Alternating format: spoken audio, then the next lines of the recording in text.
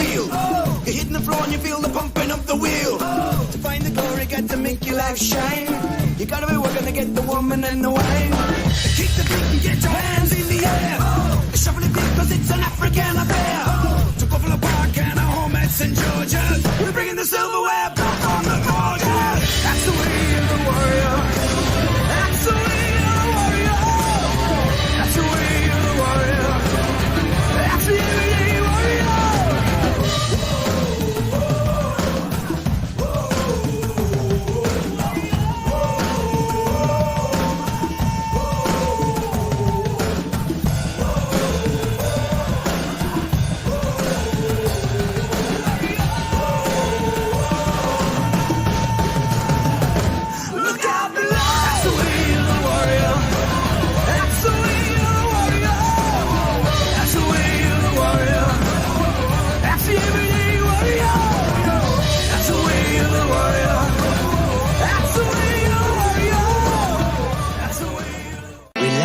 Down, coming out of PE town. One drink, find a shot.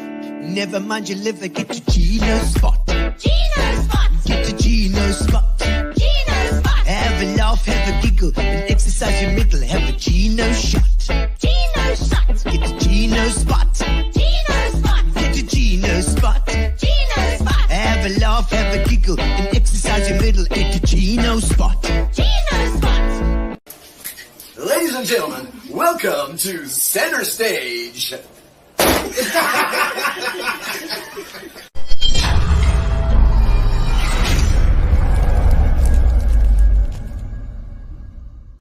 Word by word. Yes, I can hear Kanya Matomela laughing. That was a real thwack. Thank you, Wayne Callis, for that. Ladies and gentlemen, welcome to Gino's Spot. Voila! Just the yellow matches and everything. I think it looks quite good, this little set that I've got. We put up the little guitars and things and to make it a little bit more nice for you people, for your very own viewing pleasure. And tonight is a special night. We normally don't do Thursdays.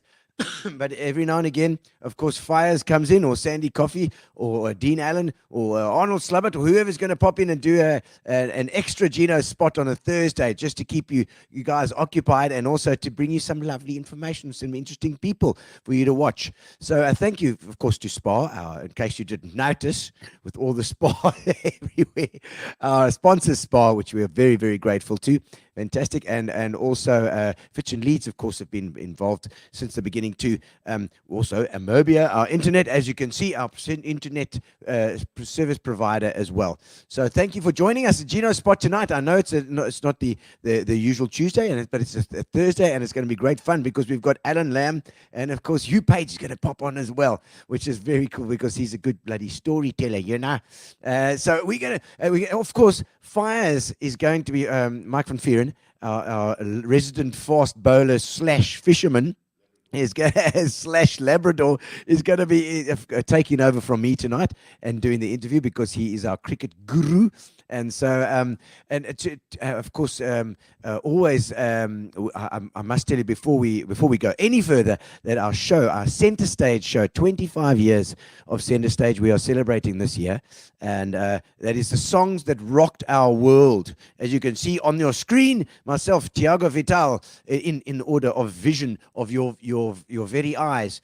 Myself, Tiago Vital on bass, Dylan Du Plessis, son of famed DJ Lance Du Plessis, on guitar as well. Russell Sneed joining too. Wayne Callis in the middle there.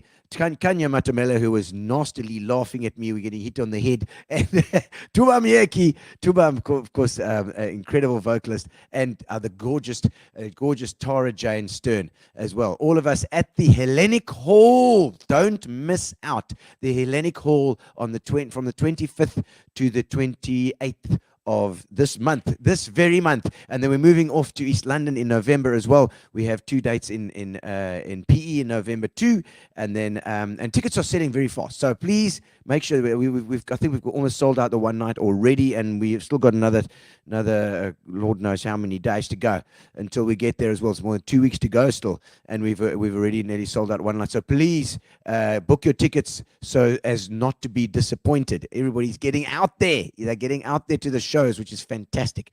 And our first outing in 2.5 years as center stage. So we champion at the bit to get out there and entertain you guys at the Hellenic Hall, 25th to the 29th. Don't miss out. All right. So, ladies and gentlemen, it is now time for me to bring onto screen our host for this evening, Mr. Mike Van Vuuren. Let's do this.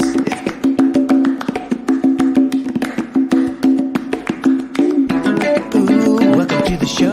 Now it's your time to shine. We're gonna have a lekker chat tonight. Another good time.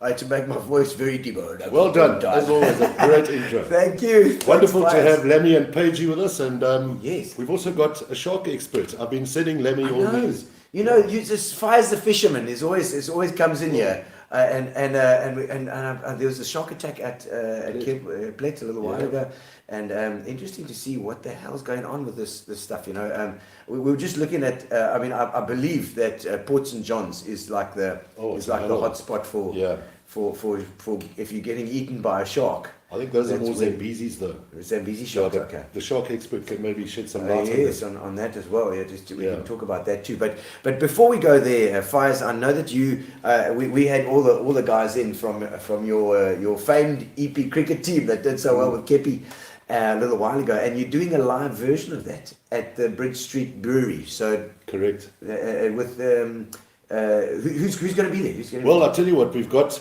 pretty much the gang that was here, which is Tim Shaw, Clive Wolfson, Mark Rushmere.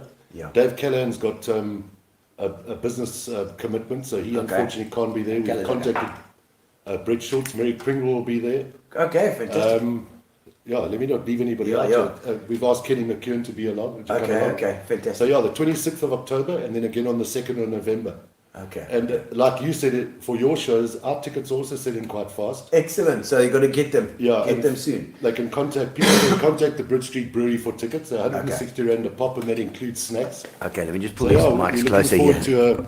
to a really nice Yeah. get together, and Yeah. it's called Chumps to Champs, and what Yes, it basically Chumps to Champs. I and like that. Pagey and Lammy will know. In the early days, and certainly prior to Kepler's arrival, we were basically the whipping boys. Yeah. You know, and the theme is really, how could a team that was really so cuck suddenly start winning, I think 6 or 7 trophies in a very short space of time. Yeah. So, there's a lot of banter. The interesting part, I think, is the stories, and Correct. What I like Correct. to hear as well is the backstage antics. You know, Absolutely. what was going on behind the scenes. There was a hell of a lot going on behind the scenes.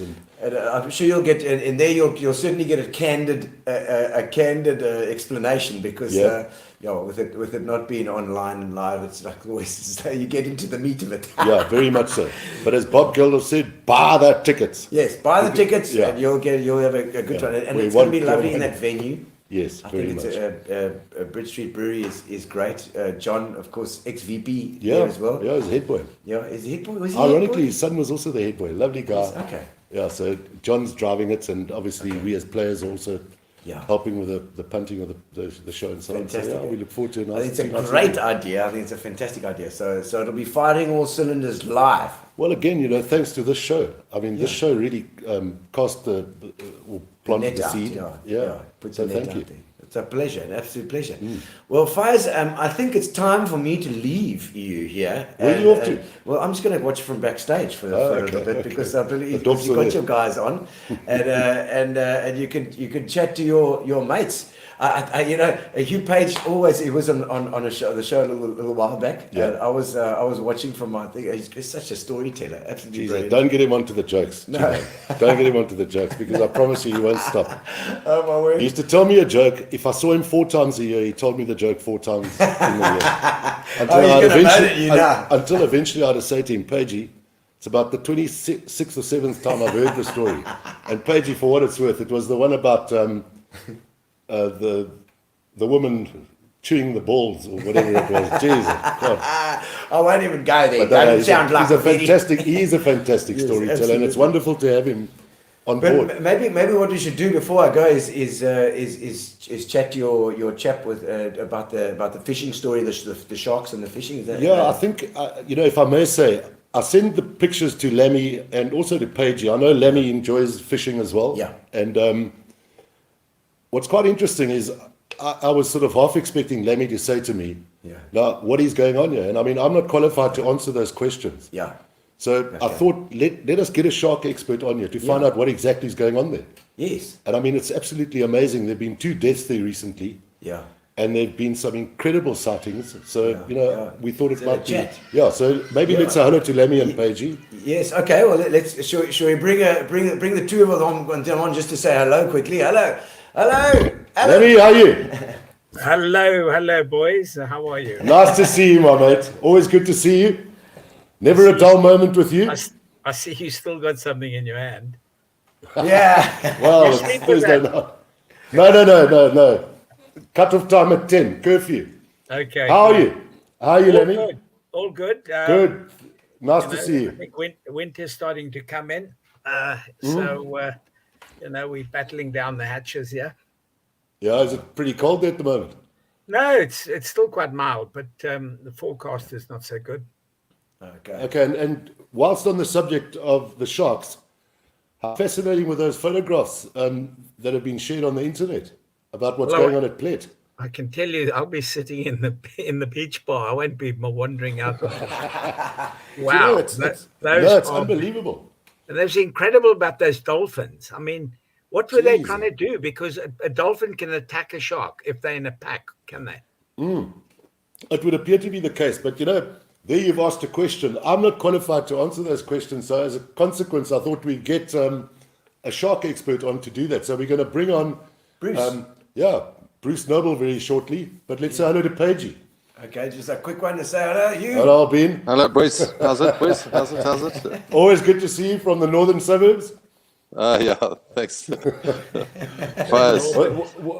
Wasn't it you who told me the story about Cyril Mitchley always arriving at the ground late? Oh, yeah. He used 'cause he had to a arrive, fight- but yeah, he was yeah. always late. He said, Wow, listen, Pagey. boys, I'm not like you ex from the northern suburbs. You jump in your cars and you 15 minutes and you're at the Wonders.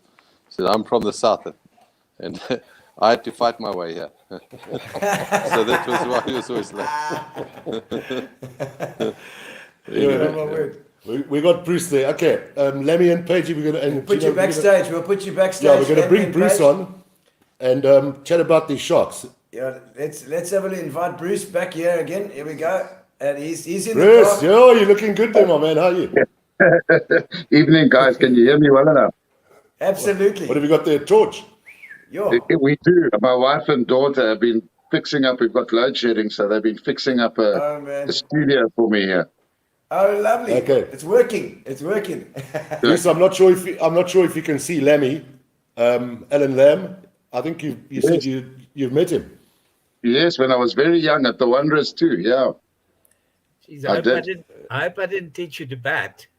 But you guys all taught me how to swear. My dad used to say to me, because he was the doctor then, and when we went into the change rooms, he would take me in, which was a great privilege, But all the guys are standing around in their undies and carrying on, and he said, "Don't repeat any of the words you hear in these rooms ever."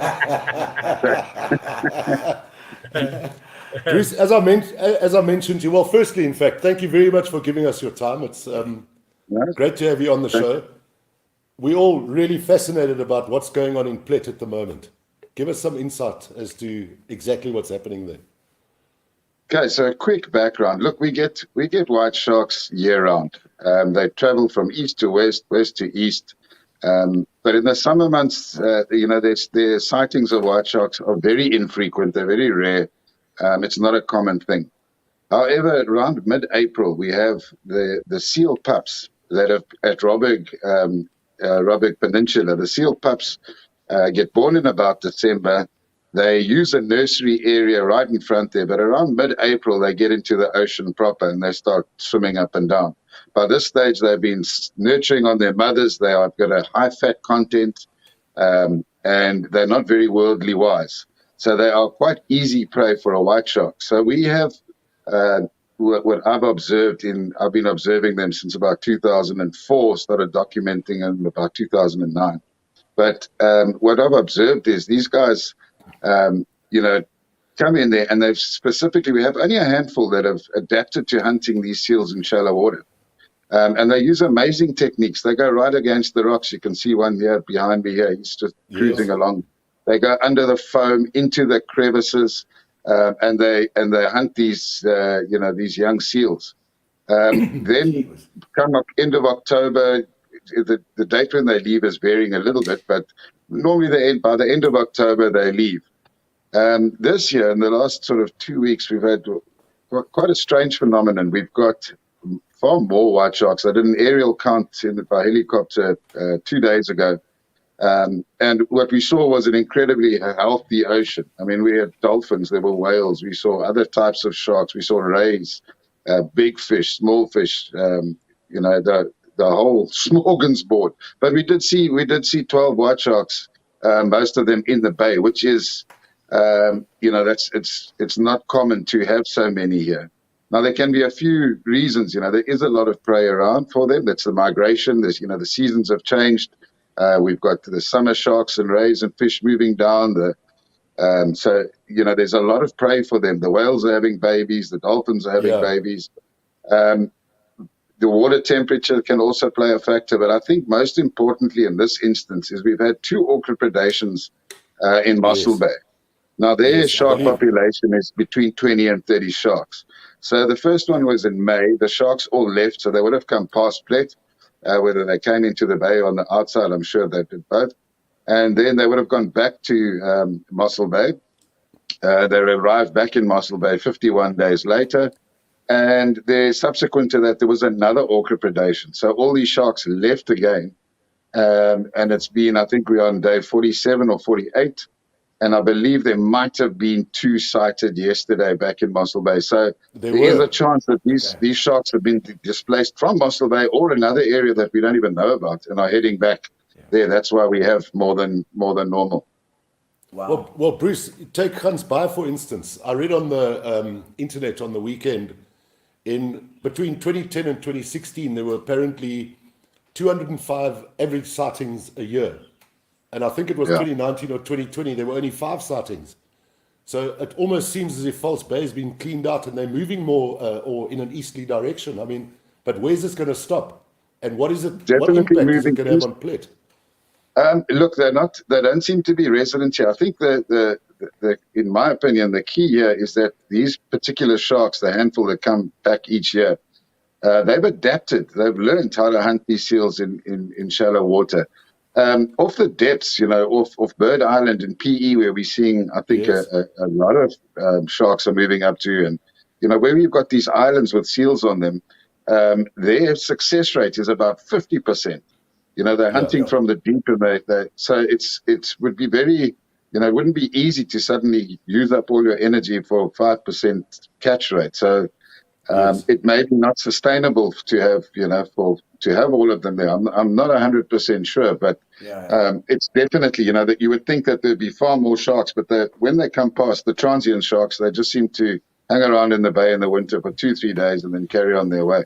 Whereas our little group that we have stays here. And people think we have a lot of sharks. We don't. They're just seeing the same sharks going up and down, up and down, up and down. It's incredible that they actually that they know that they've been predated. I mean, like one shark gets eaten by an orca, and then the whole lot of them leave.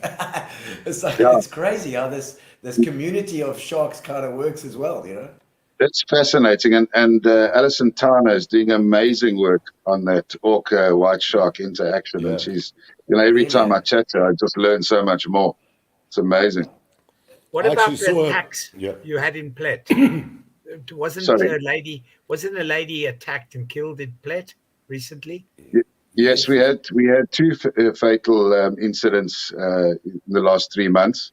Yes, the last one was previous Sunday. And she was swimming from the Beacon Island Hotel to Central Beach it was spring low tide, so it wasn't very deep all over, but where she was, where the incident took place, there's a little bit of a trough, a bit of a drop off. So it was, even though it was low tide, it was probably about 2 meters. And you didn't see the shark before the bite, only after. And it basically came in, gave her a bite, released her, and swam away. And unfortunately, the trauma just from that bite is just too much. Yeah. But I mean, Sorry, Lammy. this whole thing about pled. I mean, it's really not going to get anyone swimming now. Well, look, we've actually, prior to the incidents, we were already busy with a program, shark human mitigation program. And and everybody was working in different spheres. I work with lots of researchers. There were other guys in pled working on this and that, corresponding with the municipality. But after the first incident, they formed the pled shark action group. So, all the intel could be combined, and we could sort of work towards the same sort of outcome. And that has speeded up a lot of things. And we've including a lot of experts in the field from various different angles. So there are short-term solutions that we're going to be implementing. Look, nowhere's going to be shark-proof. You can't make anywhere shark-proof. But we're looking at a spotting program. We've already got additional lifeguards.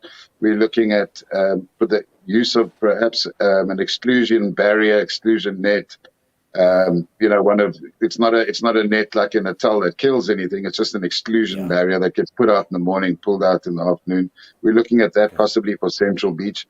We're working with guys that have incredibly sophisticated shark recognition software. So even on a bad day, it'll be on a camera in position. It can pick up a shark swimming. And, all of those sort of things. So I think at the end but for season, look, we are fortunate that the white sharks are here in winter months. Summer it's very difficult to find a white shark, but all those measures will be in place by then. We have signage going up on the beaches right now. We have 12 shark bite kits at various locations, various popular beaches. So there's a lot going on. And then there's obviously the future plans. We're working with various different organizations looking at future mitigation methods. And we'll also be tagging the sharks next year. Okay. So you know where they're hanging. We'll know where the ones that we've tagged are hanging. We can't know where the transient ones are coming. Are you satellite tagging them? We'll probably do both sat tags and acoustic tags. Yes. And are you looking for more volunteers to go out and tag them, or are you? Page will gladly help you. If it were to swim around for us. We call him the Great White. But just as a matter of interest, what is the talk in Plet about the impact or the negative or the possible negative impact on tourism? So look, I mean, it's two major tragedies for Plet. The community is obviously they've been very upset, but on the whole, it is so unfortunate, the two incidences, plus where the bites occurred. Had they been somewhere else, it would have had a different outcome. So you've got, that unfortunate, really, really unfortunate situation. But then again, we are dealing with sharks that are swimming up and down in the same area. So it's the same for the Eastern Cape and the whole of the Southern Cape. If you have a look at shark incident data, you will see it's happening in winter when the least people are in the water. So, it doesn't really make sense. If you look at Florida and those sort of places, it's all summer. Everyone's in the water. There's a lot of fish. There's a lot of small sharks. And that's where their incidents. But ours are opposite. So we are having more contact. We're getting more in contact with the white sharks. And 99.999% they swim past you. But they are curious. I mean, there's a whole host of reasons why, shark can bite. But in terms of the tourism side, there's two angles. Look, we have had this, the town always rallies together. We've got a wonderful town. No matter what they face, they always rally together, get things done. It's incredible like that. But I don't think we're seeing, from the tourism side, I don't think we're seeing any cancellations due to that as yet. Maybe there won't be. I know it's buzzing for December. And obviously with the mitigation methods in place, it's going to make people feel a whole lot safer. It is going to be a whole lot safer. Plus, there's also very few sharks in the summer in the area. But we also have on the other side of the coin, we got shark tourism. So when I started documenting the sharks on Robberg, there'd be 2 cars in the parking lot. Now we have film crews from all over the world. We have people from all over the world with long lenses, cameras, and I battled to find a parking up there. So there is a shark tourism, and we've got to look after those sharks because at the moment we have had boats driving over them, chasing them, and if they change their patterns too much and they can't, hunt in their normal behavior, those sharks might leave or spend time somewhere else where they shouldn't. So we've got to. I think it's critical that we look after, number one, shark tourism, and obviously human shark mitigation. We need those methods in place. Make our guests feel safe and be safe. And I think with those various methods, And Bruce, just as a matter of interest, where, in your opinion, do these sharks go in the summer months? So our local residents, I have no idea, and I'm dying to tag them to find out. They arrive so close together. I'm literally, I'm not lying to you. If I told you they arrive on the 16th or 17th of April, first three will arrive together. Wow. Yes. When we had an orca incident on the 2nd of October this year, we're not sure what it was, but the orcas were in the bay. Our sharks disappeared.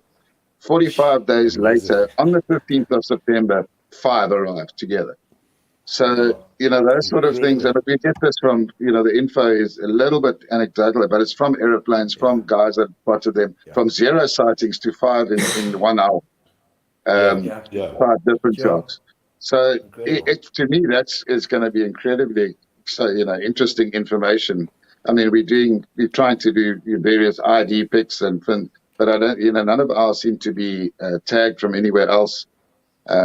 And our listening stations are a little bit further out, not right on the coastline. So we're hoping to put in some new listening stations, do some tagging, and then we'll find out where they go and if they go as a little team.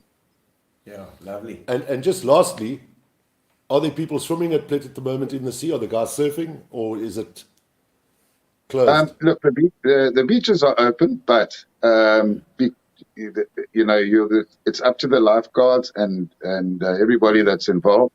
And at the moment, there's been no swimming, just because of purely the high pressure. So all the lifeguards, although the lifeguards are on duty, they're basically there to warn people at the moment. The beaches, taking a chance. Oh well, thank you very, very much. Lamby, Page, Gino, you got any more questions for Bruce? No, that's fine. Bruce, I'm just stoked that Plet is also doing so well. George is just exploding at the moment with people and growth, and I hope it's the same is happening there in Plet. We love Plet, and we've got to work together as the Eastern Cape. We've got to work together to bring tourists in and get the word out.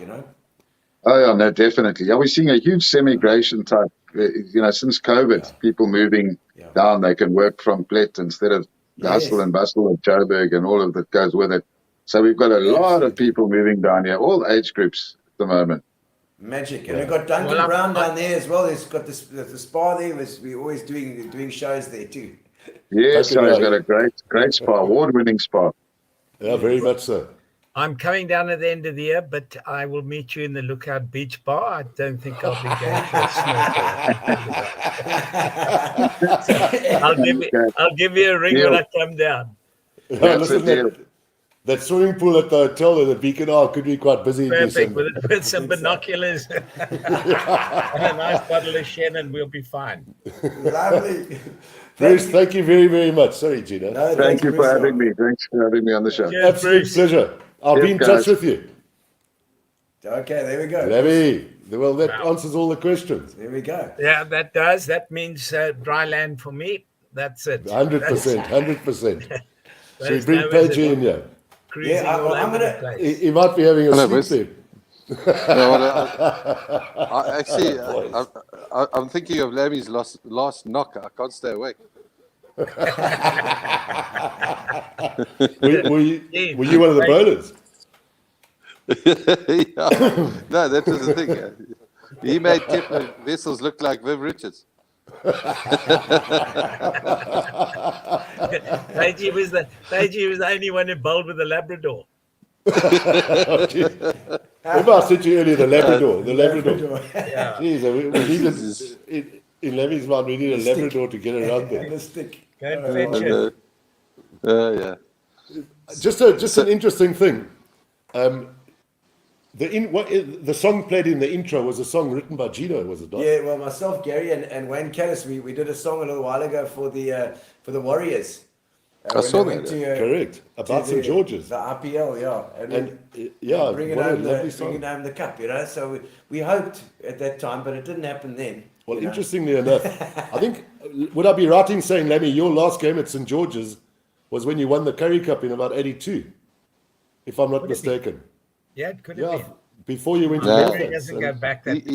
He was in the B stream, eh? He wasn't A stream. No. Well, Page, So Hey.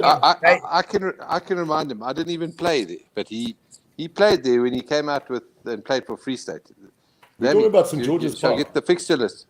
Yes. He played with- Page used to bowl on one leg. You know, he was like, he used to bowl quick off spinners.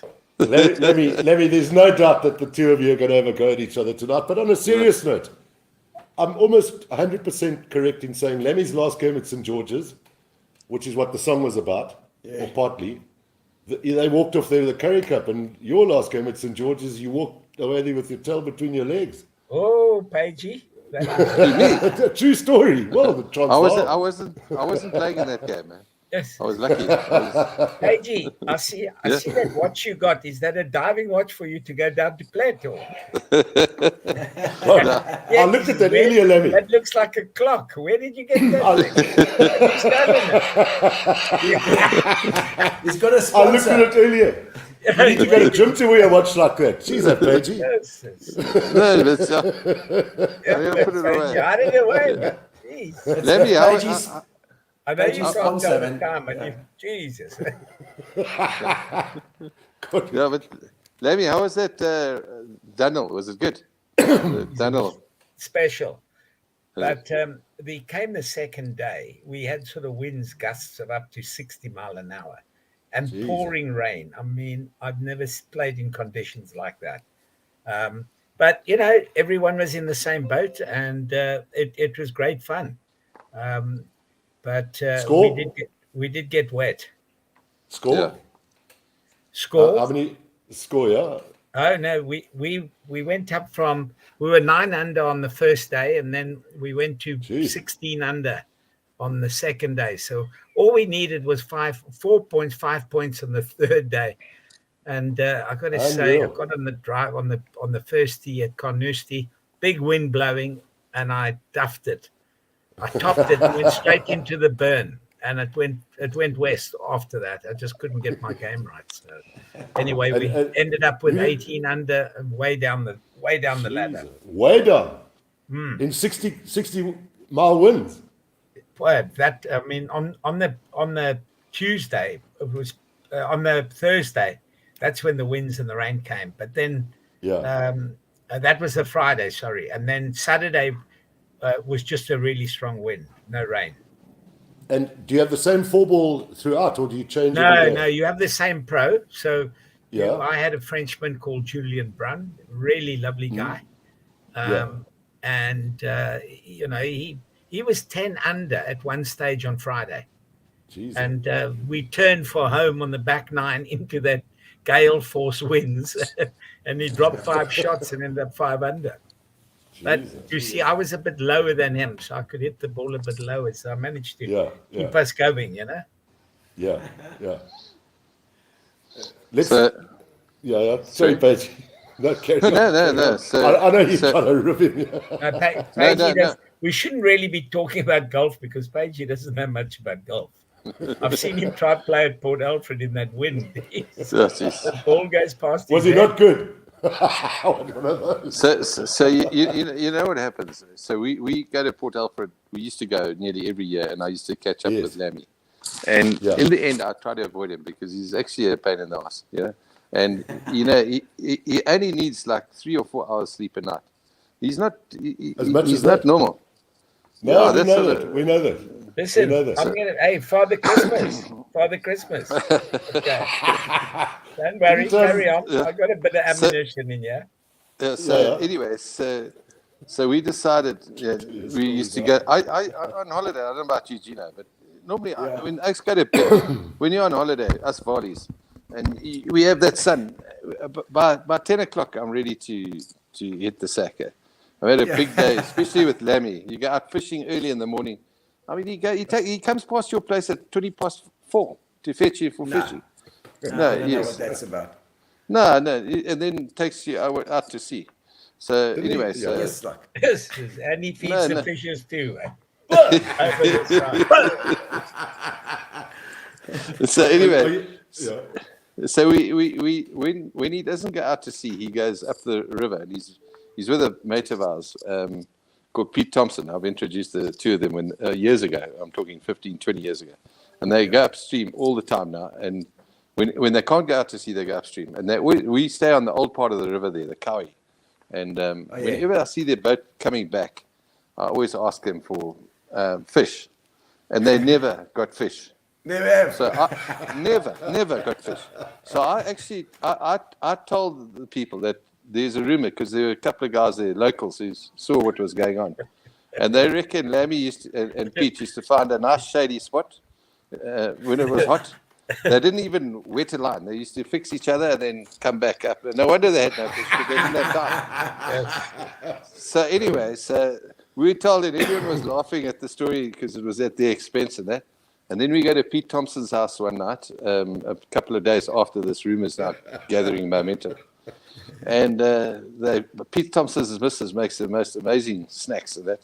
And as you know, I'm quite handy with a knife and fork. And there were two last snacks, and they were beautifully done with these cracker biscuits with a creme fraiche and a bit of salmon, and I thought it was a caper on the top. Anyway, so they put a bloody Viagra in that thing, and they hid it in the creme fraiche. Yeah, and so I thought it was the caper. So I chowed both those last two snacks, and a while later I was wondering why my head was. I felt like I'd been welding. My face was glowing. And the next thing, high blood pressure. Yeah, the next thing, I get to the bottom of my drink, and I'm thinking, this thing, Jesus, it tastes terrible. What is this? It's soapy. They stuck another one, full volume. But you said you were struggling over the holidays. Yes, I promise you. It was like an Audi airbag. You bumped that thing the next day. Well, I've got to say, we went down to pick him up for fishing the following day. He didn't need a rod, I can tell you. Jeez, I'll tell you what. He was trying to get someone to cast it for him.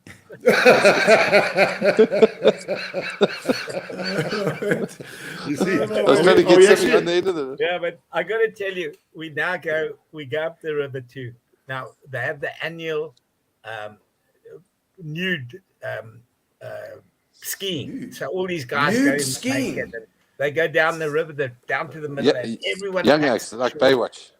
and it's unbelievable. So Page and I decide this is it. So we get some carrots and we put them in our speedos, and we're gonna go. Right? So Remember, we bought those masks, those wigs. Remember, so that no one could recognize us. So Page said, Of course you they can't don't wear know a who you are. speedo. You know, you got to go to Calcutta, as they say. So anyway, we've got a boat, a speedboat. It's got 2 500s on. Okay. Jeez. And let me tell you, 500 is not. those were 2 500s. This is when Pagey wasn't a racing snake.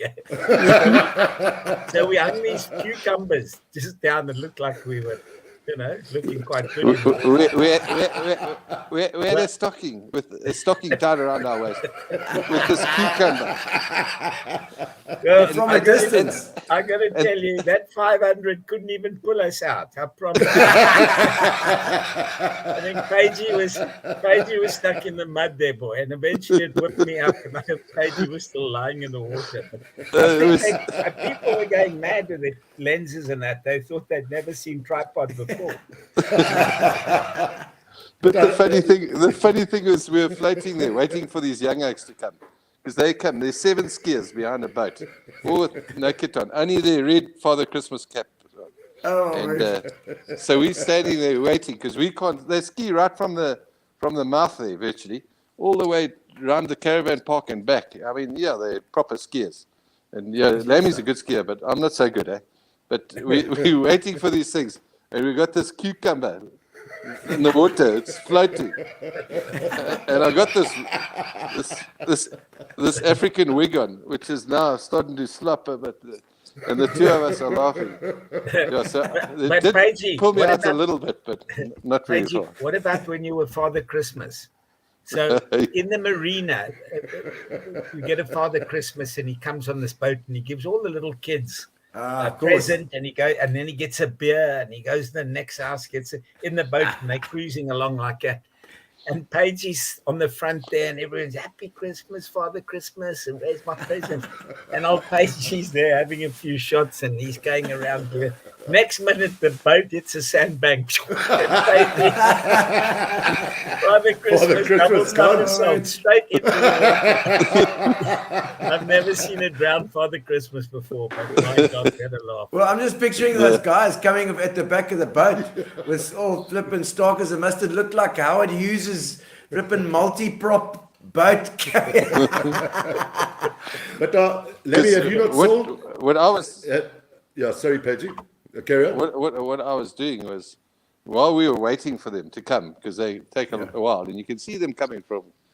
I was in the water, and I was trying to give a bit of vip there, so that by the time I came out, I looked like the white senior. Well, he's trying to fit the cucumber. What about old Barak going down the bloody... We went to a party and he dressed up as Barak. Well, you've never checked anything like it. Away. But Lamby, have you not sold them? Have you I'm sold up out of there. That place is not room for both of us. So what are your plans at the end of the year? Are you coming over to South Africa? Yeah, we're coming over. I'm coming over for a mate's wedding. Okay.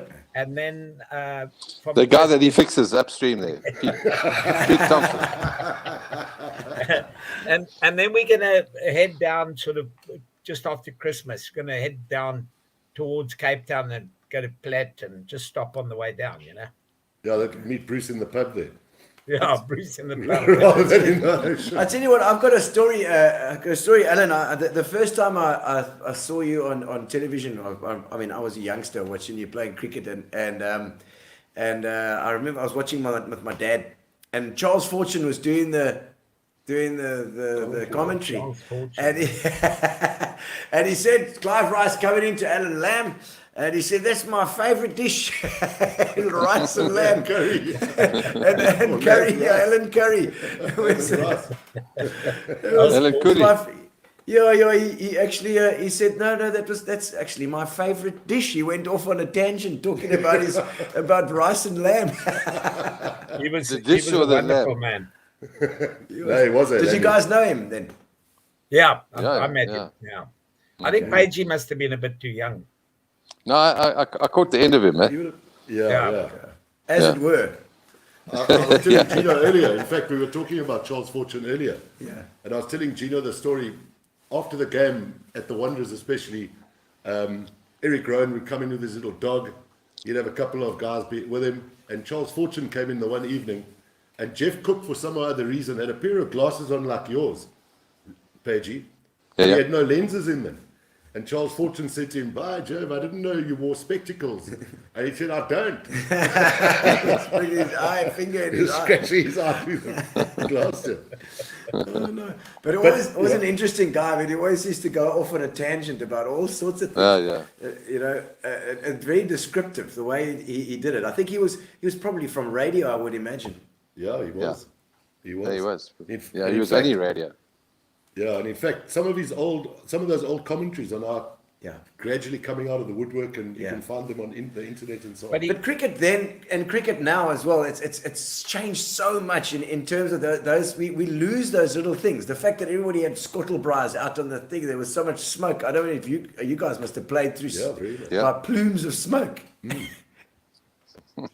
But, I think a lot of smoke landed on Lammy's head. Check his colour of his head. and the ashes. I think they I'd keep quiet if I was you. That's last time I used your shampoo, that's for sure. But so, Lamby, if we can go back to you, if you don't mind. Give us some background now. Where did cricket start for you? Well, Cape Town, really. We grew up in sort of Langebaan, where my dad was in the Air Force. He was a pilot there, and then he probably used to go and play cricket on a Saturday, and I used to go around probably hit a ball so probably that would probably got me off playing in that, and then we moved to Cape Town, and then I sort of just picked it up, and I loved rugby too. So those were the two sports I played: rugby and cricket throughout the schooling. Were you lock? Japanese lock. You wouldn't have caught me. Where did you play? No, I was fly off centre. Okay. At Wynberg. Yeah, at Wynberg. Rugby, I got to say, probably if I didn't go overseas and stayed in South Africa, I would have probably, I loved the game. I would have carried on playing it. So, I played it quite good. I got into Western Province A team, the under 20s and the A team and the and did you have to choose? Did you have to choose between the two eventually? Or? Yeah, so I came back. I think it was 1980. I came back because I was allowed to still come back and play, but as an overseas player for Western Province, up to 82. 81 was my last. Yeah, 81 was my last season, I think. Yeah, because I started playing for England in 82. So, so I think it may have been 79. We came back and we had a bit of time before the cricket started. So I used to play for villages. And so I went and played in their second team just to stay fit and whatever. And then all of a sudden they had an injury, and Mornay du Plessis was captain of villages, and they were playing, I think, the Ikeys in the semi-final. I said, no, I can't play it. I haven't even got proper boots. And Mornay then was looking after Adidas. So he said, no, Lamby, I've got boots for you, no problem. We'll get you out.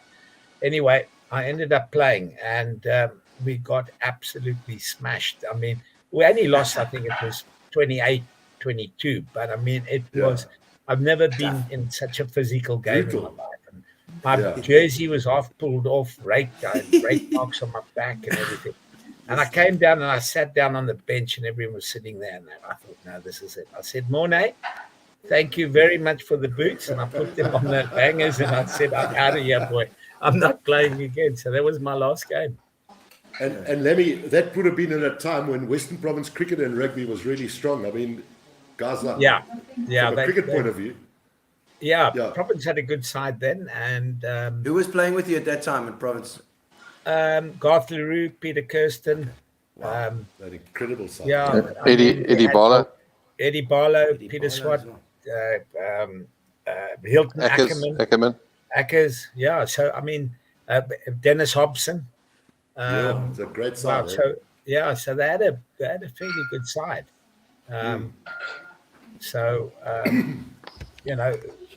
Those sort of, that was a sort of cricket and rugby, and then the rugby went away, and that's when I started.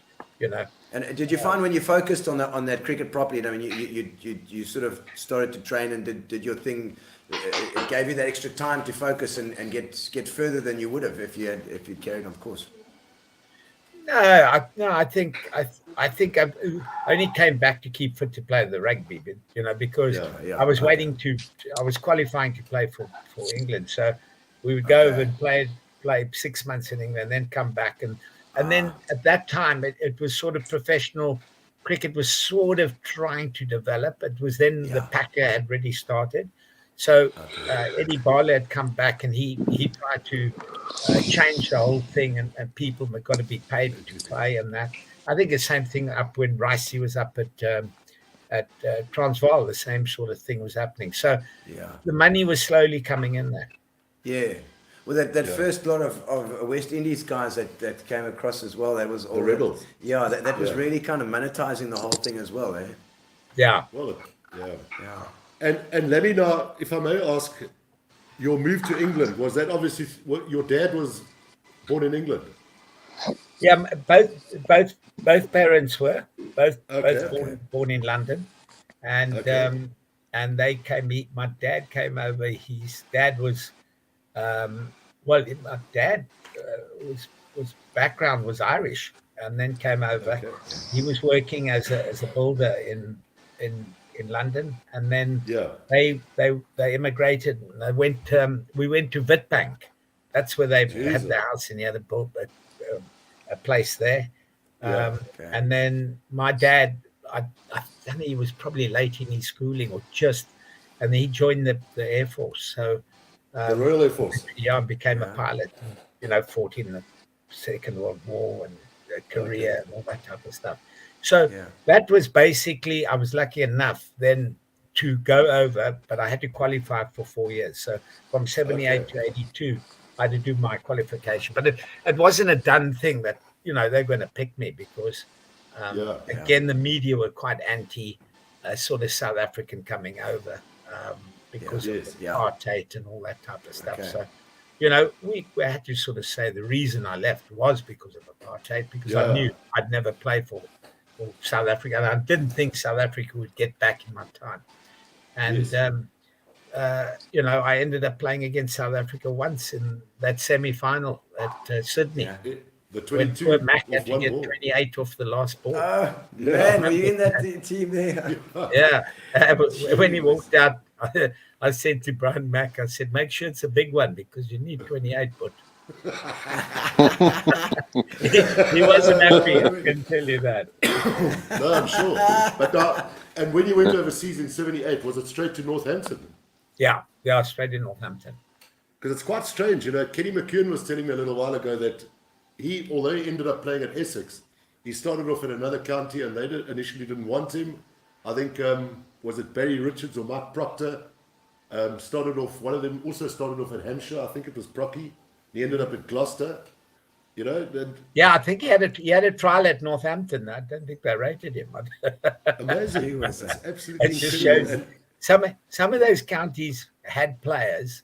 I mean, they could have signed straight away. They didn't. I mean, I didn't have an option basically because they offered Peter Kirsten the contract at Northampton, really? and then he went to Derbyshire.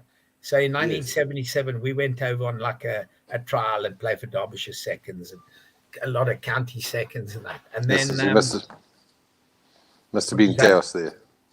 chaos. And The second side. and then I think they offered it to Peter, and I didn't get a contract. Garth was there too, but then he was going to Stellenbosch, so he was going to come back and play for 3 years in any case. Yes. Okay. And they offered it to Peter, so I didn't have anything. And then over Christmas period, one of their board members flew out because you remember Packer, they started banning the players that had played for Packer. So Mushtaq Mohammed and Bishan Beatty, the left arm spinner, they gave them the bullet. So Safraz Nawaz was still there at Northampton. So the overseas players were Safraz Nawaz and myself. They probably didn't even know who I was. So when I came over, the only thing was David Steele and George Sharp both played for Northampton, and they used to come, and they were the coaches at Wynberg where we were, both of them. Oh, really? Steele never coached any, all he did in the nets, we had to bowl at him.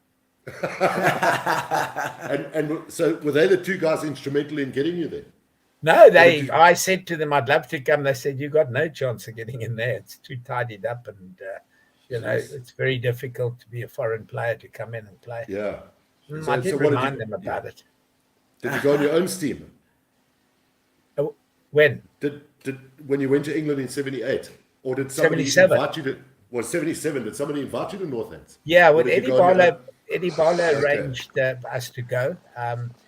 Peter Kirsten and Garth got sponsored, and my uncle lived in Joburg. He sponsored my air ticket over to go. So that's how we got over. And then basically I got offered a contract to come play in '78 over Christmas. So I accepted. I thought this was a chance I've got to take, so I did it. So, but when I ended up playing at Northampton, for many years. I don't. When Pagey, when were you there? I got there in '82 for the first time. Yeah, and then I had a season with Fires in '85. But that was also fun. Jeez. Yes, you two. Where were you? Was that up in the leagues? Yeah, Lancashire League. Yeah. Oh my God. Yeah. Unplayable. Yeah. And that's a story for another day. So you guys all played in those leagues. Everybody, the South Africans kind of stick together with that stuff. Very much so. I'm sure you would have found that as well. Sorry, Pagey. It was a lot more difficult when you were playing county cricket because they travel great distances and they play so much cricket, whereas we only played on the weekends in the Lancashire League and that. So during the week there was always chaos. There was. I see there's some comments here as well. Let's just have a quick look at the comments here. Some comments coming in here while we're there. I see Keith Clark's in. Keith Clark is giving us some punters. Where's his punters? Is it behind you there, Fries? Hello, Casey. Hi, my boy. Good evening, Alan, Huey, Fireball, and Gino. What a show. There's it.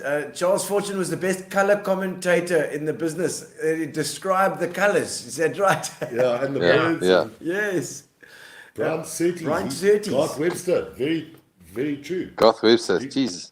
It was nice to see him the other day. I'm glad to see he hasn't lost his kit. He still has all that stuff that you read. He knows he's fashion. Do you know him, Lamby? Do you know Garth?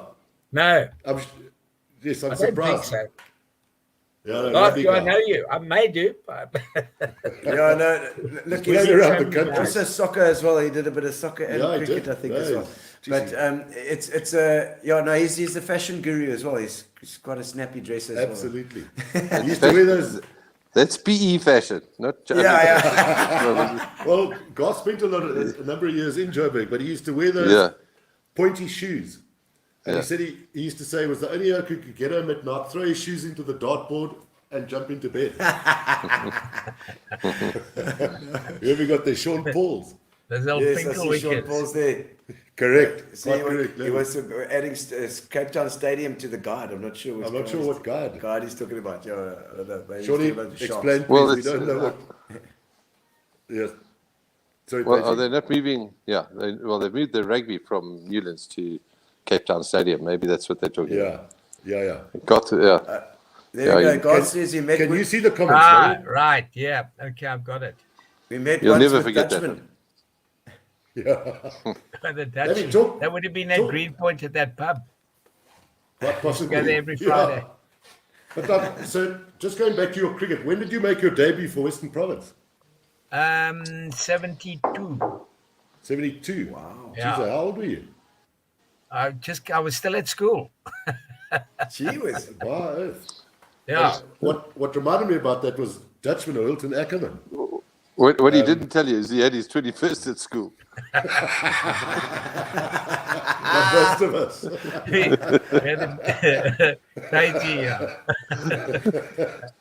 And Lamby, when you first started playing, have you always had that ability to play fast bowling well? Or was it something that you developed over time? No, I think I just learned it because, when you played sort of league cricket and that, there was proper bowlers around in those days, and then when you came in to play Currie Cup cricket, you had to survive, and you didn't survive against the Rices, the Van der Bijls, the Proctors, all those guys. If you were gone, so there was no one to come and help you. Playing quick bowling or anything, you just had to get out there and do it. It was. But so probably playing on those, and the wickets in South Africa too were fairly bouncy, and there was some good wickets, especially up in Joburg. Cape Town was normally bloody flat. We left it for hobbers to spin the sides out. But I think it just becomes a natural thing, really. The big thing is I feel now what's happened, that the helmets have come in, and people now know they're protected and they don't watch the ball. So more people are getting hit on the head than when you know, Yes. when you just had a cap on, because people, you know, those days you watched the ball and ducked out the way. And now you mentioned Clive Rice, Vince van der Bijl, Mike Proctor, etc. How would they measure up to the great West Indians that you played against? That you played them well? Well, I mean, listen, the West Indies were incredible. I mean, they had 6 or 8 really quick guys, and I think the big thing, you know, people used to say, well, they didn't have a spinner. Well, they didn't need a spinner, because if you had 4 of the quicks coming in, you know, they'd take anyone. So, I mean,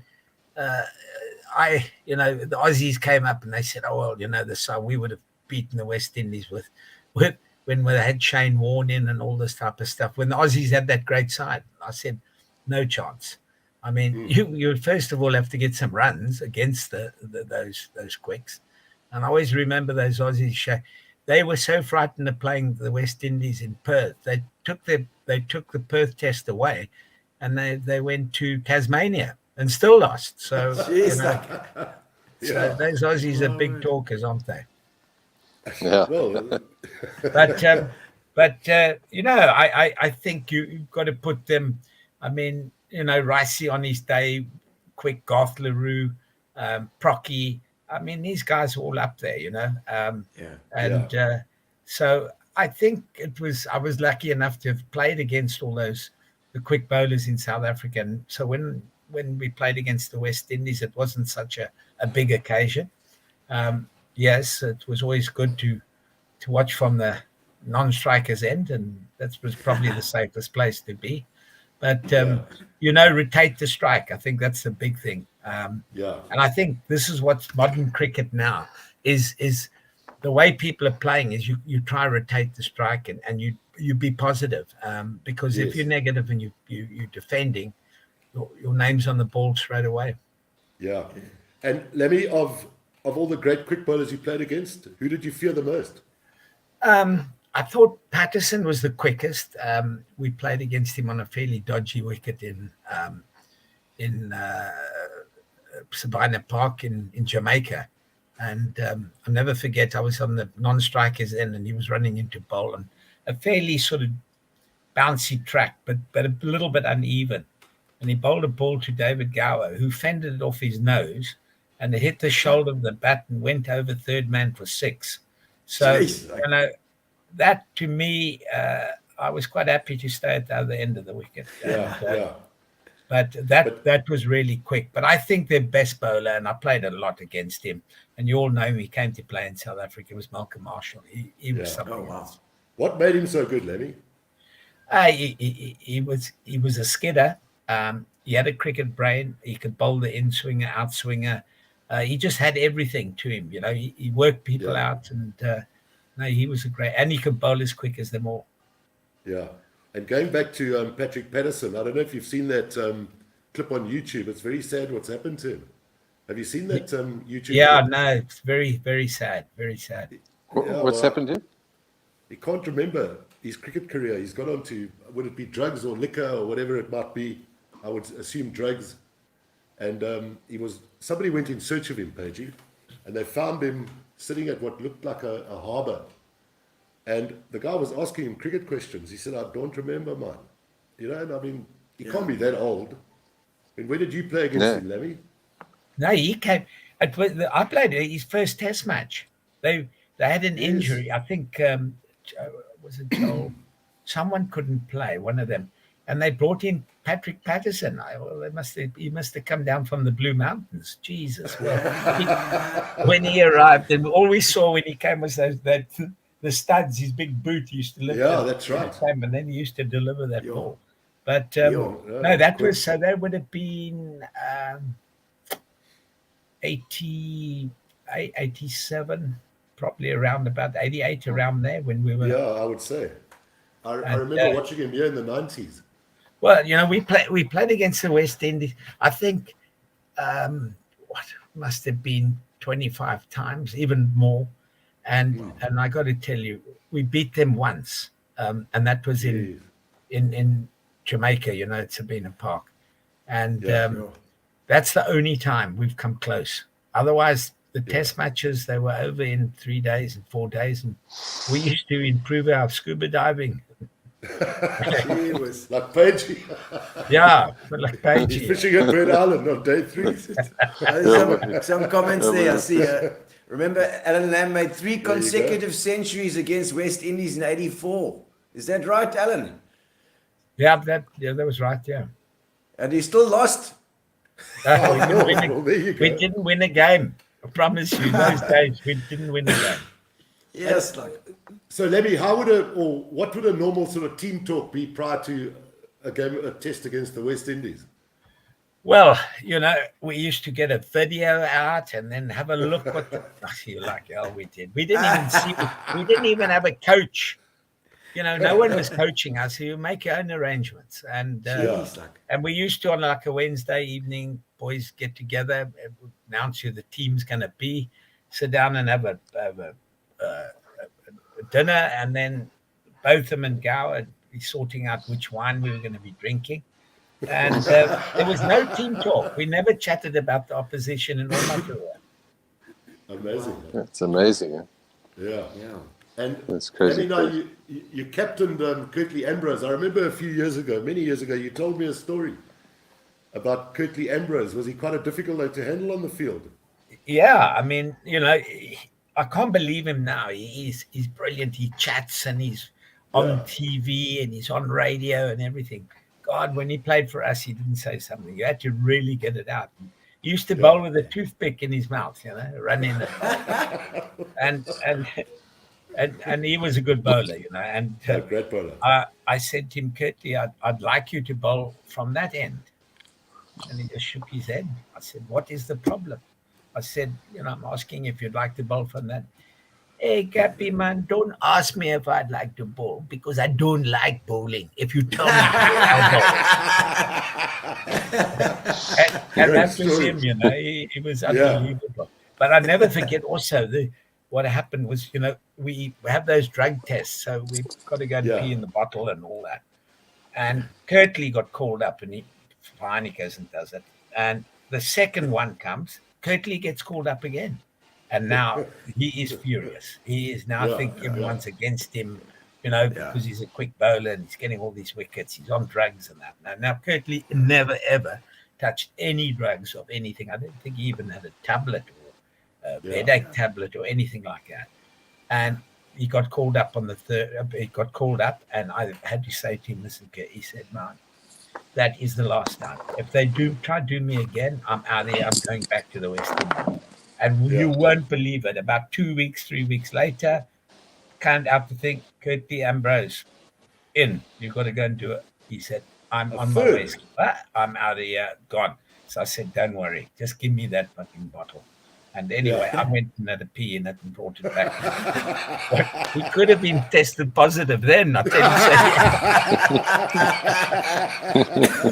you. So anyway, I managed to keep him at Northampton and everything went crazy. But I mean, can you believe it? 3 occasions he gets called up. I mean, then he thinks there's something going on. I just see Stuart Boschke here watching all the way from USA. How's it, Stuart? Nice to have you on too. It says great show with Allan Lamb. Shit, I haven't heard from him for a long time. And Keith Clark as well, Lamby. Please tell them what school is so much better than KES. He knows the College of Knowledge. Well done, Keith. Wynberg Boys High. Yeah, I mean, listen, we used to grow the cannabis. And then we used to pass it on to sell it on to Rondebosch. Rondebosch used to sell it to Sachs. And then old Sachs used to sell it on at a profit to Bishops, and then they got caught and busted.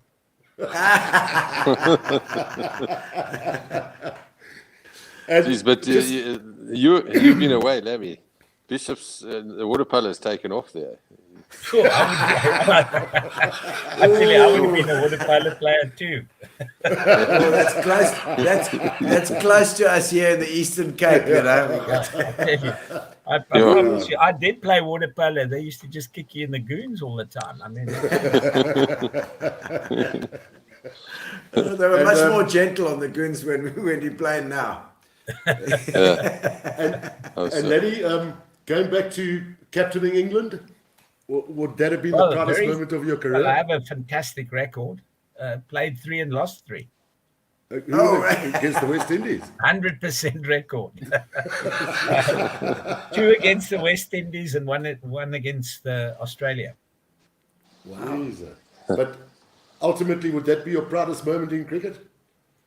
Well, I think probably when I captained England for the first time. And we nearly, I got 100 as captain against the West in Barbados. So that probably would have been fantastic. You know, it was a great thing, but we went and lost the game, and we got a couple of rough decisions at the end. And we were looking to draw the game because we were 1 up in the series, and unfortunately, it was level the series.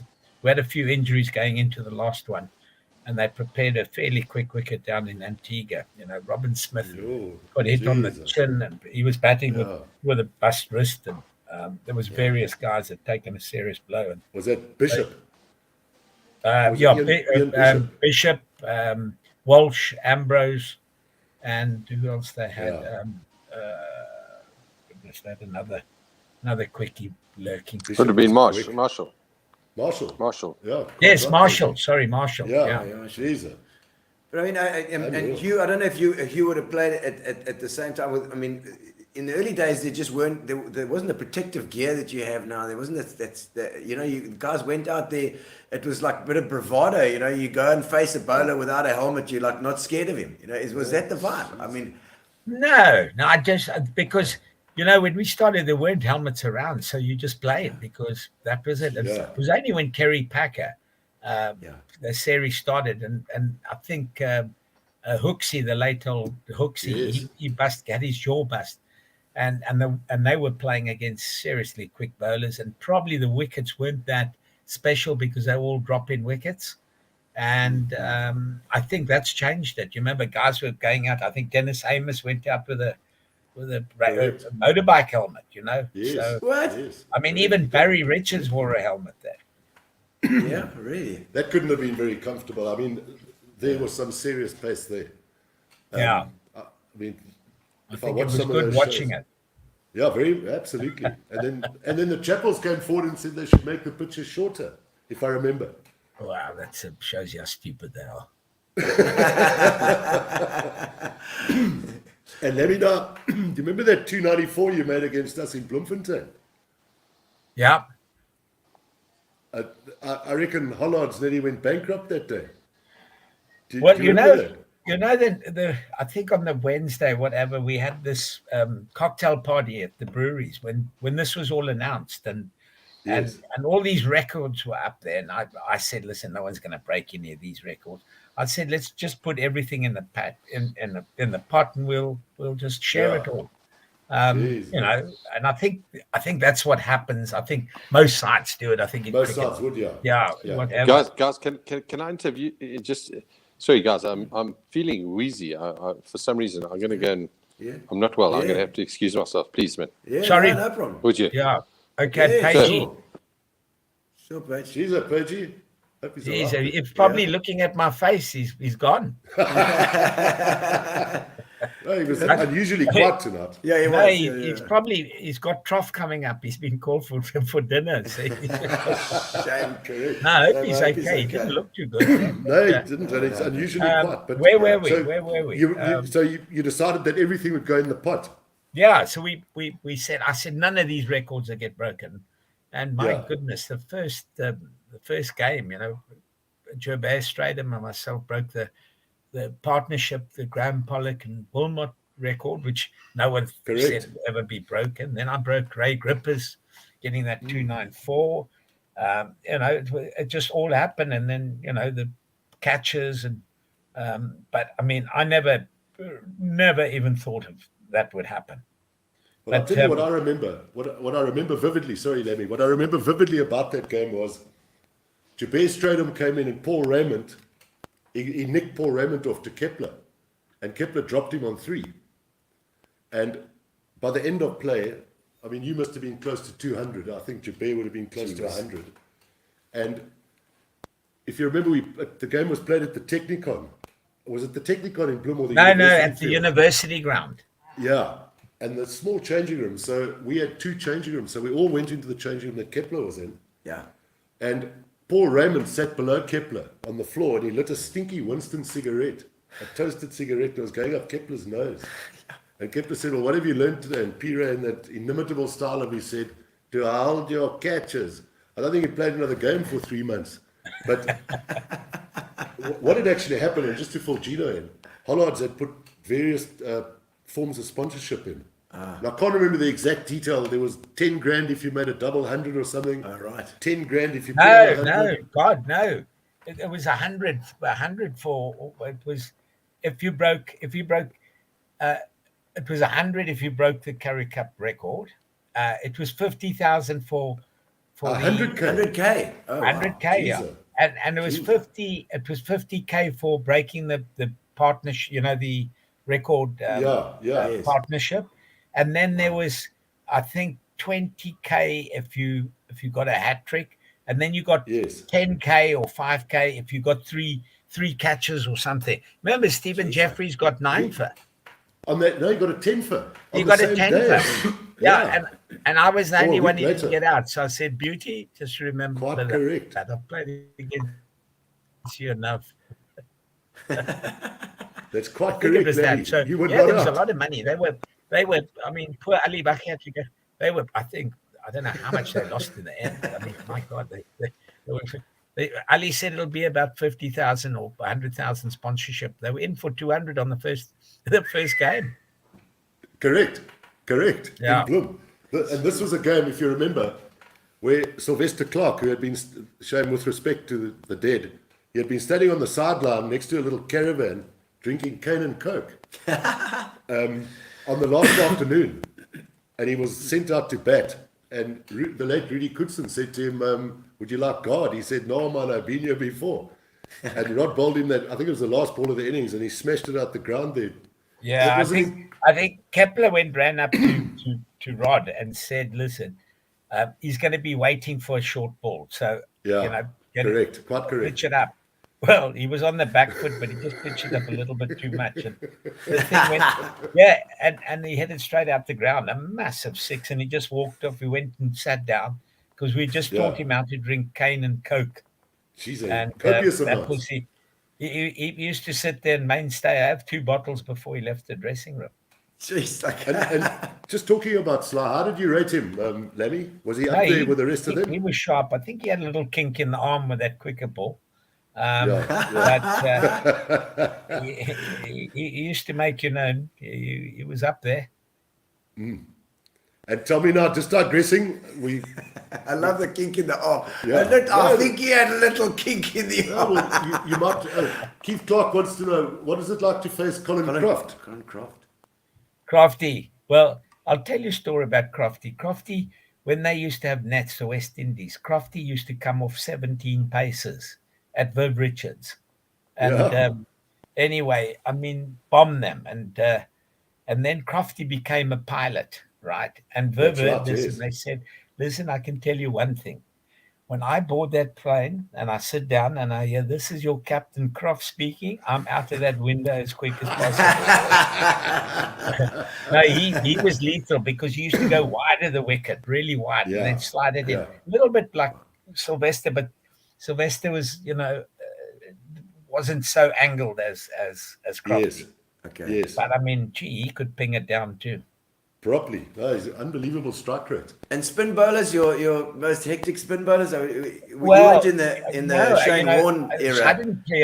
Unfortunately, I didn't play against him because we were going to play against Australian Academy, and what happened was the late old Marshy too, and Marshy said he wasn't fit enough. He had to go lose some weight. So he never played in that academy game. That would have been the first time I would have seen him or played against him. That was a tour down under. Yeah. And you look at Shane's record, it's just incredible. I mean, wow. I mean, a leg spinner like that. I mean, he was just the incredible act all round, really. Yeah. But the spin bowler I played against who probably didn't get the ignition he should have was a guy called Abdul Qadir, and he played for Pakistan. Yes. I mean, he was a proper bowler, so he would have been the best left-arm spinner. And it's funny how these guys don't get the recognition when the time comes. I suppose you always find these guys that perhaps something happens, an injury or something. So I see Stuart Potgieter is asking who is the best bowler you faced. So I suppose fast bowlers, you'd probably look at Malcolm Marshall. Yeah, Malcolm Marshall. Yeah. I mean, I played against Dennis and Tomo.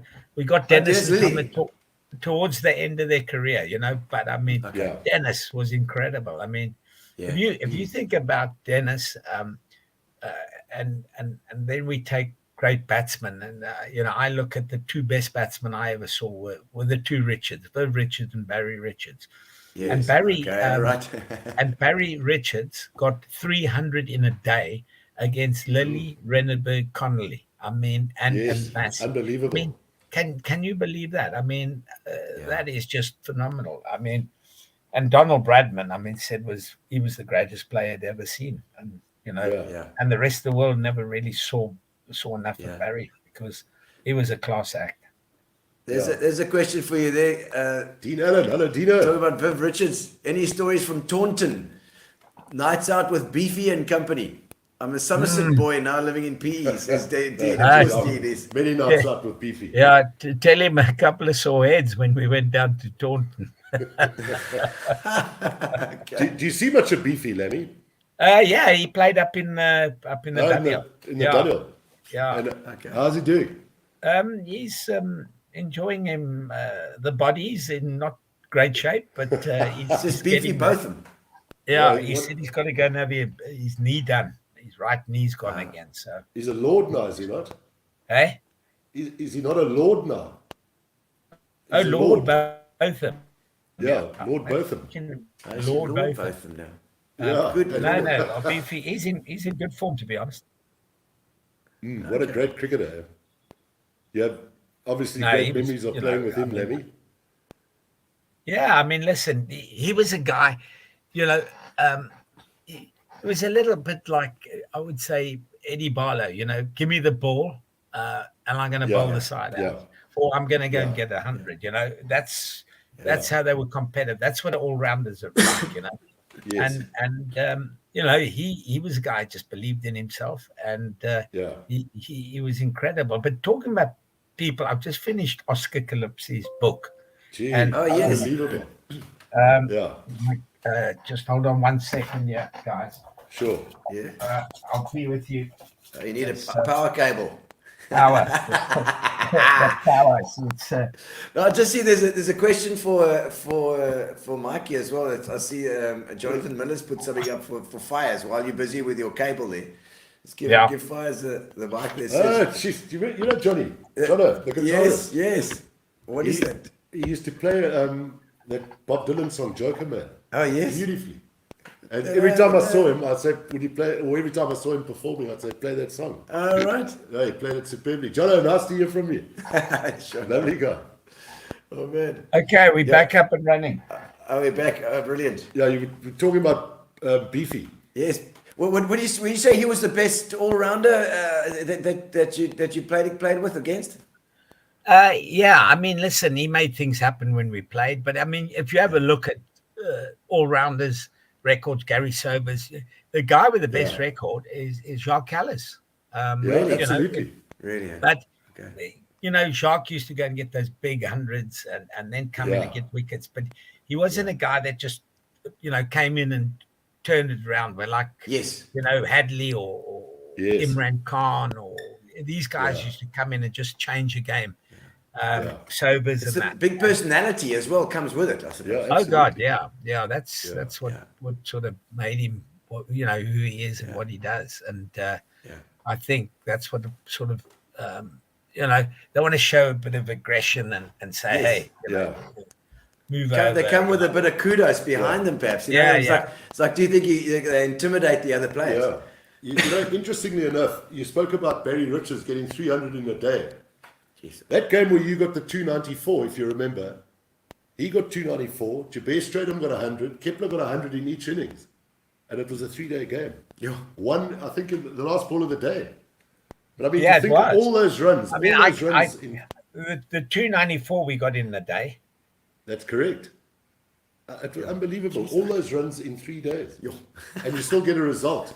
That was incredible to get a result out of that. Yeah, unbelievable game of cricket.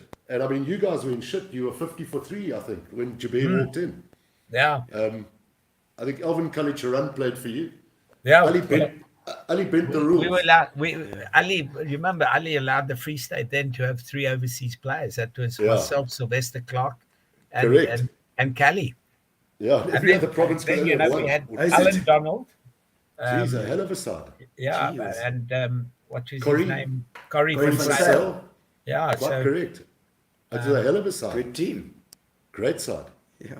And Lamby, just a quick thing. County cricket when you first started versus county cricket today? Chalk and cheese or? I mean, county cricket now, the thing is they don't play against, we were lucky in those days because when you came over, you played against all the greats. You Yes. played again, and that was a big thing also.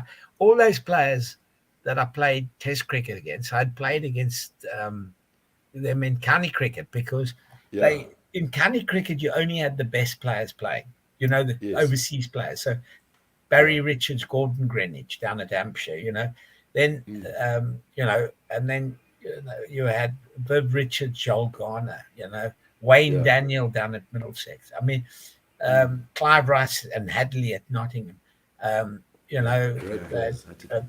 Clive Lloyd, so, I mean, just name it. They had, I think there were 13 West Indies playing in county cricket. Then you had the South Africans, then you had not so much of the Australians, a lot of South Africans, quite a few Aussies came over. I mean, Alan Porter and all that. Tomo came and played for Middlesex. I mean, and then Dennis came at the end to play for Northampton. We got him over. That's right. And I think he got 7 for, and I used to stand at first slip and he used to say to me, am I getting my arm up? And I said, yeah, you're getting that arm up. He said, I've got to just turn with that arm. And I mean, we thought, wow, we're going to have a season and a half with him. And he turned over his ankle and that was it. And you know what? He could have gone home, but he stayed that whole season and coached the guys. I mean, Wow. incredible guy. Yeah. He was. And just digressing for a moment, have you been following the rugby stories in England with the potential bankruptcies and liquidations and so on? Yeah, terrible. I think a lot to RFU they should have stepped in earlier. But I mean, yes. I mean the debt that Worcester got, the Worcester Warriors. But the problem is some of the players will get signed up, but all those guys that was their livelihood. They're not going to be. And then we've got Wasps also in the same position. So correct. Something could go wrong there. So I mean, rugby's not in a good state yet at the moment. Definitely in a very not. bad state. Definitely not. I mean, would I be right in saying, and our son's involved at Wasps, but he doesn't talk about it. And I think that's largely to do with the fact that they're a very tight-knit group and, they keep it to themselves. But they've filed, and I've read this in the Coventry Times, or whatever it's called, Coventry Telegraph, they've now filed an NOR, Notice of Intention, which has basically given them another 20 days to settle their debt. I believe Newcastle might be in a very similar boat, so as you rightly say. Well, they're not getting the money in. So, how do you survive? These big club owners are going to be playing in 50 million. They've got to be playing massive amount of money to come. So, I mean, for a club to be paying to have top players, I mean, you take Saracens. I still don't know how their wage bill operates, but the amount of money that's got to come in, who's the benefactor there, Massive. So you've got to get that gate money, then you've got your sponsorship money, all that type of television money. Television rights. It's not, I don't think it's working out. And I think it could be a few more. No, very much so. I think and especially with the economy now at the moment, I believe. People are pulling mortgages and people are, it's a big struggle. The government have got to try to do something in getting the country right. I mean, the pound is struggling at the moment. Not so much against rand, but the dollar was down to 103. Never been that before. So I mean, South Africans are used to that now. We're used to it. They've been talking about blackouts here in the winter. No, please. You should get some of your guys over. They could Professionals. We'll sell you some solar panels, man. It's got bad here, Lammy. It's got bad here at the moment. The lights are more off than on. I see Brian Sarai's got a comment coming up here as well. How's it, Brian? Nice to see you there. Look at that photo of him there. Look at him enjoying himself. Lammy and Page, you have a great week at Vernon Creswell's bush home in Milkbury. Sabi Sands from time to time. Oh, yes, you go to that's correct. Yeah. He says you guys are bad news there. Loitering around. That's what. Then you don't go wandering. That bush, boy, I'll stay indoors. So you don't go wandering around there. First it's sharks, now this. No, they got a nice Land Rover, and you sit in the Land Rover and you watch and have a nice drink there. And these guys set up a table, and it's like 30 yards away from the bloody vehicle. I said, "Wait, bring that vehicle a bit closer." So, another question I wanted to ask you: financially, county cricket in a good space or similar to the rugger? Yeah, I also again, some counties are coming through, but financially, there are too many counties playing. You can't have 17 counties. It's not going to work out. It's not good for the game. And I think we've got to do something about the game of cricket in the UK. Yes. And we have our 4-day games, and they are played now at the beginning of the season. We've got 100 competition, which is not going to go. That is the whole of August. So the test matches against Australia are going to be played in June and July. 5 test matches in that space. So, and then they've got the 2020 that the counties play to get a little bit more income. But, they've got to really sort it out. I mean, I think the way that England are playing a positive game of cricket is fantastic. It'll be full house where England go because they're going to play this cricket, and I always believe that's the way to play. If the ball's there, hit it. I mean, there's no, you can occupy the crease as long as you like, but let me tell you, if you don't score runs, it doesn't help the side. And you've got to be scoring all the time. And I think the way McCallum's brought this new thing, and also what he's done with the players. Before, when you played you never knew how many games. You could be in for 2 games and they drop you if you failed. So the guys never had any confidence. They were always worried about the shot in case they played a shot and they got out.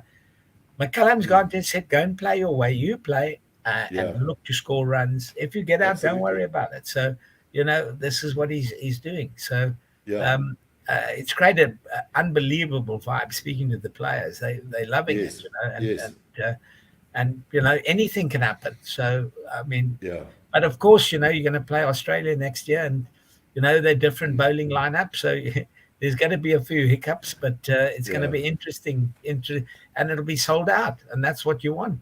Sure. But the problem is these 3-day test matches are not so good. Well, there's been a lot of them of late. Yeah, especially if you're running a hospitality business like me, and well, you've got to start refunding. And I mean, what do you put that down to, though? I mean, I think when we were there, did a test go 5 days? No, I think they all ended in 3 days. No, none of them went 5 days. And New Zealand the same. I think the New Zealand one, because there was a bit of rain, went to the 5th day. Yeah. Okay. So obviously now, just to pick up on what you said there, you have to refund those people. So but you get refunded back from the ground, but it's all your margins and all that. Sure. Jesus. It's not so good. So I love the way they're playing, but I said, please go 5 days. Yeah, absolutely. So or let it rain. Let it rain for 2 days. Yeah, and do you have insurance cover for that eventuality? No, that's very difficult. No, you can't. It's so difficult to get that. And what tours do you have coming up? Sorry, Lammy. Sorry. What tours do you have coming up? Well, England go to. They've just come. they're back from Pakistan. Well, they're in Aussie now for the 2020. Okay. And as South Africa, are they still playing 2020 in South Africa at the moment? I heard Aren't are they India? playing India? I think they're in India. India, yeah, I think so. Yes. Are they in gotta be- India at the moment? Yeah. So they'll have to, well, they'll be heading straight down to Australia because To Australia, it correct. starts in, in Very a week shortly. or 10 days' time. Yeah. We very love the shortly. Aussie games as well, Yeah. you know. There's always a bit of vibe going on there. Yeah, absolutely. Yeah, so then after the World Cup, then England tour Pakistan for 3 test matches. So would you take a group to Pakistan? No, we're not going to Pakistan. We're looking at New Zealand Yeah. in February. So Okay. I was going to come and do the 3 one-days, Yes. but they're going to be played in Kimberley and Free State. So it's a bit of a Okay. trips Yeah. where you're going to have one in Free State and then have 2 in Kimberley or vice versa. Yeah. Okay. Yeah. And that is due to the fact that South Africa, that new 20 over starting in January, Yes. you know, which is also going to knock the Aussies because they've also got their big bash. So Yeah. this whole world, it's circling around one-day cricket, and you know the players, good on them. They can earn a fortune. Now I'm just going to play one-day cricket around the world. They're setting Correct, another absolutely. big one up in America. Absolutely. So you know, good on them. But Yeah. I'm looking maybe to go. We're busy trying to get a trip sorted for the two test matches in New Zealand, which is always a great place to tour. Yeah. And are there no COVID restrictions at the moment? No, nothing. That's all So gone. it's all open door now. Yeah. I mean, geez, that must have had a massive impact on your business. Well, anyone, not only me. Yeah. I think, Yeah. you know, in our business, everything. I mean, I was coming over. We were bringing 90 people, you know, for each test match, you know, for the British Lions. And unfortunately, that Jeez. closed Big doors. blow. Yeah. Is that your retirement thing, then, Alan? So that's your job now.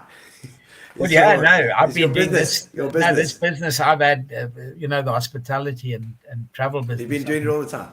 Yeah, since we Okay, finished playing. since you stopped the cricket. I mean, Yeah. stop playing. Behind Yeah. every man is a good woman. Ah, I promise you, Really? you talk shit to the oaks in the crowd there, and his mom, oh, I see. his Mrs. Lindsay. You You just need flit good- you around need- hobnobbing Yeah. with the You need good hobnobs. work. You need good workers around. Listen, don't you? she runs it with a pine flipping Okay, fist. so no retirement plans for you. No, nothing. Not with the economy like it is at the moment either. Yeah. Geez, the pension's taken a bit of a blow on this, on the yes. economy. Yeah, Jesus, the share prices, everything. No, she's, I see it. So you boys are having a laugh at our economy. 2 more questions. You phoned me a little while ago about a guy, and I won't mention his name, in order to protect him. You were looking to get a guy to Northants. Did you have any joy? You might remember. You were with I think the president or the chairman of Northampton. And you were looking at a particular individual. No, Was he not interested? no, I don't. I got out of the. I sort of put them Okay. in touch. I don't even know what happened there. Yeah, funny. I've seen nothing in the press. Yeah. And then what about Cassie's son? James. Yeah. James. Yeah, Cass. I mean, he was one who played for us. He was as mad as I had to that one. I mean, I've got, Cassie, tell us we a got story or time two. just for a quick. I'll tell you a quick one about Tell us a Cassie. story or two. We were playing against Sussex, and oh, my looks like my computer's packing in here. We were playing we against can still see you. Sussex, and they had Imran Khan and Garth LaRue, and Cassie had the new ball, and they were all watching, and I said, guys, Cassie's quite quick here, you guys, and they're all watching. So I said, Cassie, you know, he does his practice run up, but he does a full one like that. And all of a sudden, the wheels go from underneath him. He lands straight on his head. Well, everyone's watching. Boys have gone down. First ball, total wide. And then when he used to loosen up in the dressing room, he used to run into the wall with his shoulder, and everyone's thinking, Correct. what's happening here? I mean, he was a total character. I mean, Need a straight jacket. Straight jacket for him. and I've, you know, he was an entertainer, and God, when he got it right, he was quite sharp, No, he was. But They've his done son, they've what I've heard and what I've seen, I mean, they rate him quite highly. So Yeah, absolutely. Good. he should go Absolutely. places. Yeah, well, let's hope. And you guys didn't have any joy in getting him out of Durham there. Yeah, I mean, I think there was. I don't know. I'm not too sure about what's happened there. If he's Isn't He's Beefy in left charge or of Durham? hey, Isn't Beefy in charge of yeah, Durham? Beefy's he's the chairman or something like that. Okay. I don't know how often he goes there, but He'd want to go there. yeah, again, it's quite easy now. The loyalty's gone from staying at a county because you used to get a testimonial. So, but now the money's very good and you've got a good pension. So those testimonials are gone. So you used to stay with that. You never left that club. Okay. But I mean, now, if someone comes up with big bucks, you're gone. So Yes. Yeah, there we are. Yeah. Anyway. No, lekker. My mate, Thank you, Alan. always good to talk to you. That was fantastic. Yeah, Thank man, you what for a your good time. show. I hope that I see Barbara Gunn saying that I hope Page is feeling better. I hope so. We're going to find out now. There's somebody's. Well, we'll get hold of him and see if he's okay. But because maybe something he ate before he came. Yeah. But he's looking like a racing snake, eh? He's he's looking put him on the well, diet looking and good. everything. So, but Looking we better very give well. him a ring, man. The old boy. I'm gonna, Jeez. I'm going to phone him was- now. He probably got ill because he was looking at me for too long. Thank Brian. All right, Great boys. show. Give our love to Linz. I'll do And, that. I eh? look forward to seeing you in lovely December, chatting to January. Gino and Thank Fry, you for your mate. time. It's been Okay, fantastic. Thanks, Albin. Cheers, No Lamby. problem. Cheers. All eh? the best. Cheers. Okay, See you all soon. right, Cheers. Ciao, Cheers, ciao, Lamby. man. All right, so we're wrapping it up. Another Gino spot. Thank you so much. you. Hey, Fires, that was great. Firing on all I feel very cylinders. comfortable next to you. Thank you. Thank you, No Gary. problem. Thank you for joining us online. It's been fantastic. And on Tuesday, we'll see you again on Tuesday. Thank you all. Thank you. We've Have got a a good evening. surprise guest on Tuesday if I can get hold of her. Relax, sit down. Coming out of PE town. One drink, find a shot. Never mind your liver, get to Gino's spot. Gino spot. Get to Gino.